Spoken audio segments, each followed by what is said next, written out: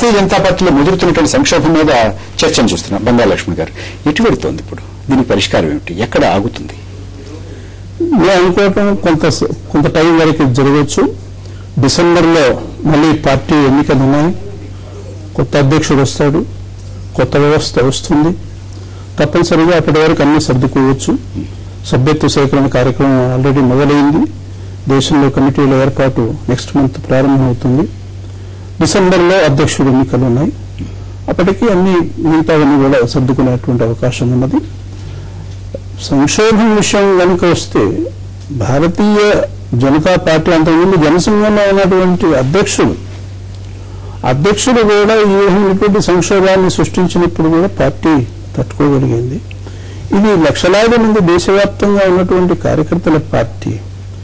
ఇది 2-3 వ్యక్తుల మీద లేదా 10 మంది మీద ఆధారపడినటువంటి వ్యవస్థ కాదు.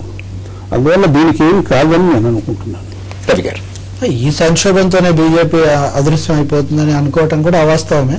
కానీ తీవ్రమైనటువంటి ఒడిదుడుకులు జరుగుతాయి. ఆ పార్టీ యొక్క పరిణామ క్రమం చాలా పార్టీ స్వరూపం మరొక విధంగా హిందుత్వ రాజకీయాలు, లేకపోతే దాంట్లో ఉదారవాదం కావాలనే వాళ్ళు, ఆర్ఎస్ఎస్ కు బీజేపీకి సంబంధాలు ఎలా ఉండాలి, వ్యక్తులుగా ఒక తరం మారి వాజ్పేయి, అద్వానీ గారి తర్వాత ఎవరు వస్తారు? వారు అంటున్నారు అధ్యక్ష ఎన్నికే ఒక సంక్షోభానికి దారి తీయవచ్చు. ఇప్పుడు నలుగురు ఒక జాబితా, నలుగురిలో ఉన్న అరుణ్ జైట్లీ మీద కదా ఇప్పుడు జస్వంత్ సింగ్ గారి ఒకనొక తిరుగుబాటుకు ఒక మూల కారణం.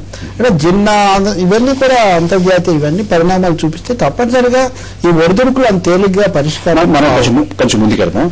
లోక్సత్తా అధ్యక్షులు శాసనసభ్యులు డాక్టర్ జయప్రకాష్ నారాయణ కూడా మనతో చర్చలో పాల్గొనడానికి వచ్చారు. స్వాగతం జయప్రకాష్ నారాయణ గారు. జయప్రకాష్ నారాయణ గారు, ఇవాళ శాసనసభలో దళిత క్రిస్టియన్స్ కి ఎస్సీ హోదా కల్పించాలనేటువంటి తీర్మానం ప్రవేశపెట్టారు.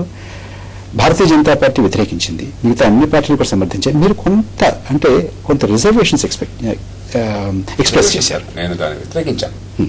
దళిత క్రైస్తవులకి న్యాయం జరగాలన్నది పూర్తిగా సరైనటువంటి వాదన. ఎందుకంటే దళిత క్రైస్తవులు ఆర్థికంగా సామాజికంగా వెనుకబాటు పడినారు, కొంత వివక్షకు గురవుతున్నారు. దాని అనుమానమే మాత్రం లేదు. కానీ దళిత క్రైస్తవులకి బీసీసీ పేరుతో రిజర్వేషన్ ఉంది ఇవాళ.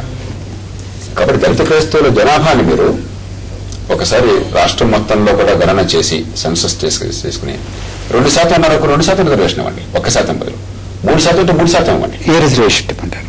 బీసీసీగా ఇవ్వండి. కానీ ఎస్సీగా ఎందుకు పరిగణించకూడదు? మీరు ఎందుకు వ్యతిరేకిస్తున్నారు? ఎందుకు పరిగణించకూడదు అంటే 2 కారణాలుగా. ఒకటి, ఎస్సీలుగా చేర్చుకుని ఎస్సీలలో వర్గీకరణ లేదు, బీసీలలో ఏబిసిడి వర్గీకరణ ఉన్నది. కాబట్టి బీసీసీ కోట కేవలం దళిత క్రైస్తవులకి, బీసీఏ కోట కేవలం దానిలో చేర్చబడిన కులాలు ఉపకులాలకే. అలాగే బీసీబీ డి కూడా ఈ మధ్య చేరింది. ఈ ఎస్సీలు అందరికీ వర్తించేప్పుడు ఏమవుతుంది? క్రైస్తవేతర దళితులు, క్రైస్తవులు ఇద్దరు కూడా ఒకే కోటాలో ఉండగానే ఎవరో కొంచెం కొద్దిగా మొగ్గుంటే వాళ్ళకి అన్నీ వచ్చేస్తాయి. ఇప్పుడు మానవాధికార పోరాటం ఏమిటి రాష్ట్రంలో? ఎన్నేళ్ల నుంచి రావణాసుల రాష్ట్రం ఏమిటి? మాలో కొంచెం కొద్దిగా ముందున్నారు విద్యలో కానీ అవకాశాల్లో కానీ. కాబట్టి అవకాశాలు వారికి అందుతున్నాయి. మా సంగతి అంటే మాదిగల్లో ఆహాకారాలు మొదలైనాయి. ఇప్పటివరకు దాని పరిష్కారం మనం చూపెట్టలేకపోయాం. మీరు దీన్ని తీసుకొస్తే ఈ సమస్యను చాలా తీవ్రంగా జటిలంగా చేస్తారు. 1. 2, వారు అడిగే దాంట్లో న్యాయం లేదా? సమస్య జటిలం కావచ్చు, సమస్య ఉండొచ్చు. వారు అడిగింది, మేము దళితులము, మేము పుట్టాము, ఈ కులంలో పుట్టాము కాబట్టి మేము సామాజిక వివక్షకు గురవుతున్నాం. వారు ఎంత వివక్షకు గురవుతున్నారు, ఎస్సీలుగా ఉన్నటువంటి వాళ్ళు ఎంత వివక్షకు గురవుతున్నారు, మేము అంత వివక్ష వాస్తవం కాదు. ఎందుకంటే కులం అన్నది హిందూ మతానికి ఉన్నటువంటి ప్రత్యేకమైన ఒక రాక్షస వ్యవస్థ. శతాబ్దాల పర్యంతం కులం ఉంది. హిందూ మతం నుంచి వచ్చినటువంటి ఇతర మతాలు జైన, సిక్, బౌద్ధం కూడా ఆర్టికల్ 25లో ఉన్నటువంటి 2వ వివరణ ప్రకారం హిందూ మతంలో దాదాపు భాగంగా ఈ విషయం అనుకో. మతాలు వేరు, దానికి బౌద్ధం వచ్చింది కుల వ్యవస్థకు వ్యతిరేకంగా.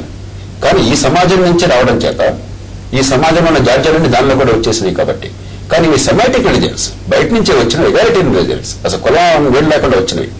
ఎంతో కొంత ఈ సమాజ ప్రభావం అనేది ఉంటుంది. కాబట్టి రిజర్వేషన్ కావాలి. సమ్మయ్యగా పుట్టిన తర్వాత 25 ఏళ్ళు వచ్చిన తర్వాత క్రిస్టియన్ గా కన్వర్ట్ అయ్యి స్టీఫెన్ అయ్యాడు. దళితుడు కాకుండా పోతాడా? వినండి ఒకసారి. అందుకే దళిత క్రైస్తవులకి జనాభా ఎంతుంటే అంత శాతం సీట్లు రిజర్వ్ చేయండి అంటున్నాను నేను.